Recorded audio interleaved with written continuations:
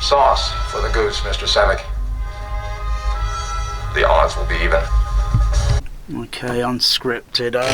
Getting an audio balance that's equal between discrete digital and analog, or 424 matrix. Well, I noticed with the switching between the discrete over to analog or 424 on the SDDS matrix, which is over there, and that one there's digital, and that one there's digital. That one there primarily is for primary one, and that one there's my CP200. What I noticed is that the center output is summed up a little bit more, and particularly with, say, like just watching Star Trek II, the Wrath of Khan, and noticing the summed up signal between left and right, and the center seems a bit elevated, boosted, a bit too much, so you don't get too much stereo spread separation, or sense of stereo sense separation much. So simple thing was to unmount the camera first, is that I had to go into the SDDS settings, which is very complex. I'll go into the channel levels, and what I did with a bit of experiment, I thought, let's go down a bit, let's just keep listening, and I think I'll settle on about minus 6 dB. So I'll exit.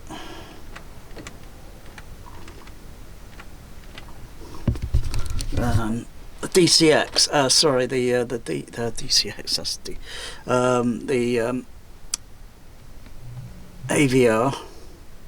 Now, if I were to switch over to digital, the problem there being then is the center channel is going to be very, very weak in level, because the signal output and everything goes out from here and then passes through this complexity.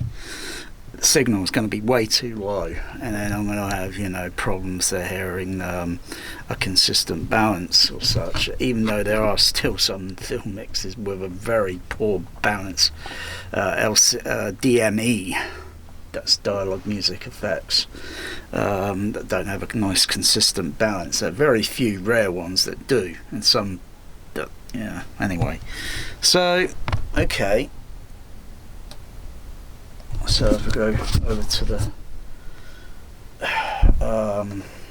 it's pretty complicated sort of process, this.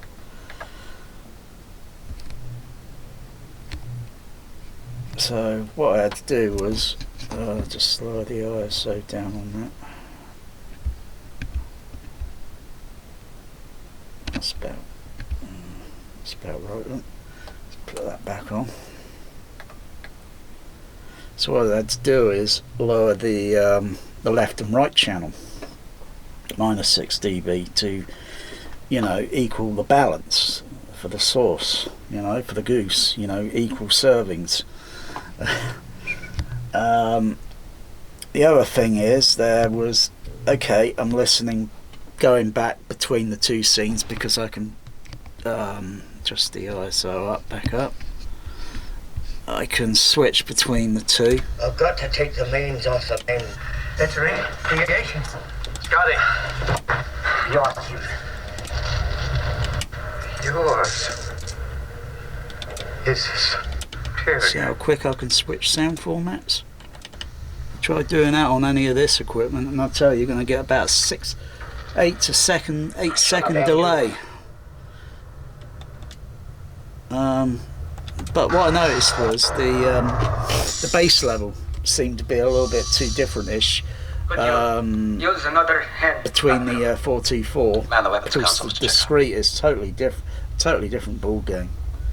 So the other thing was the Port side aft. general Be an mode. impulse turn. Go down to zone 3. Zone 3 is outputting to that non-sync or preset number 2. He's intelligent, but not experienced. This pattern indicates The zone 2 dimensional output, thinking. that outputs to my CP500. Full stop. So Full stop soon.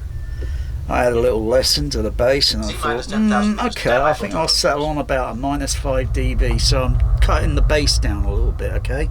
The bass is still there, okay? I'm just reducing, just so switching between the two, it's about plus or minus few dB, and it's almost, you know, most, if I was switching it here for someone, you know, they got to have trained hearing like I have, and they might think there's a difference, but you know, it just balanced it out anyway.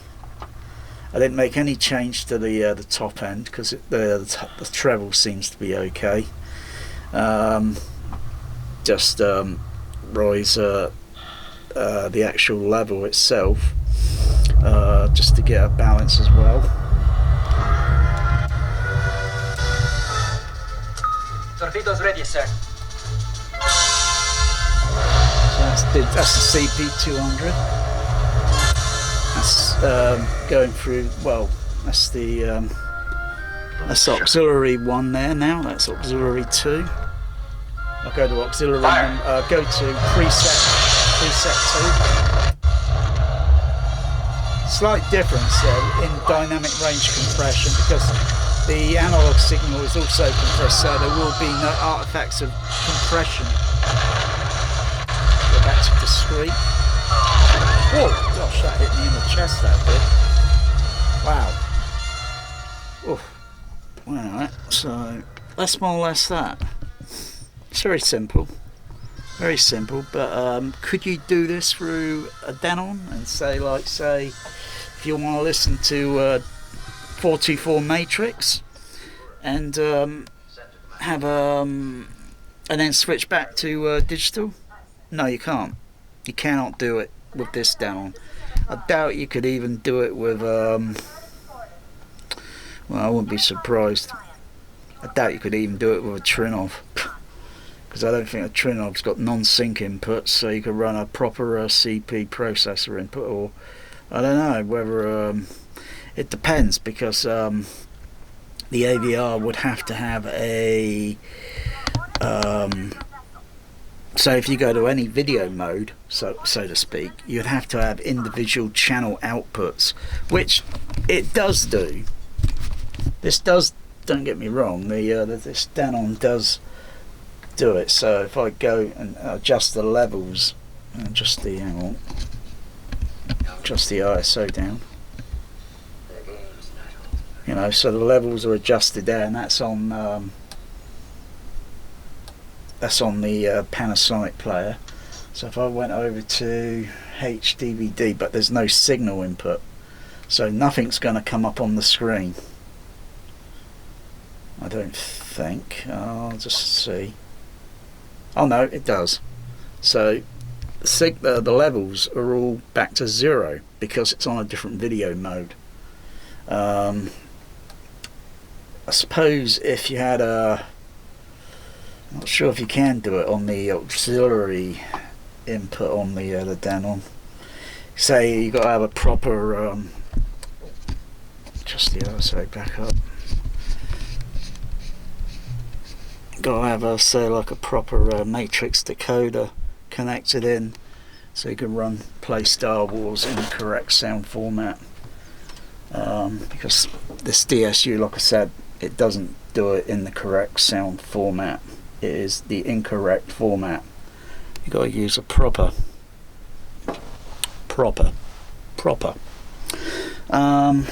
There is the I think it's on inputs, input selector.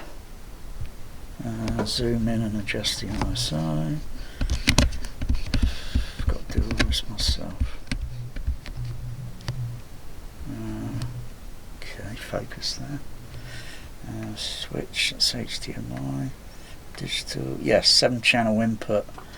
I'm not sure if the 7-channel input also, if once you go into that mode, because I've never used it. I have no no need to use it. I could use it. I could exploit it, but would I have the same individual channel level adjustments? If I do, then great. If you understand what I mean, then I could do that sort of thing, or anyone else could do that, and switch between the video modes, and everything's all balanced. You don't have to mess around. You balanced everything up. Yeah, I think that's that. Apart from I'm changing things in the rack here at the moment. I've removed the FBQ, 2 FBQs that were here, and the loudness thing, which, I don't know, it was cheap, but I've never really used it. If I want to monitor loudness, I could put that through the computer and monitor through the THX and monitor it on the any of the REM or True RTA to what the overall soundtrack level is. So I'm gonna push this up in the rack a little bit, and probably gonna put in the other Dolby SA10 in the rack, and then wire that up specifically, especially for the surround channel, the regular surround channel sort of thing. It's a very special project I'm doing, so shh.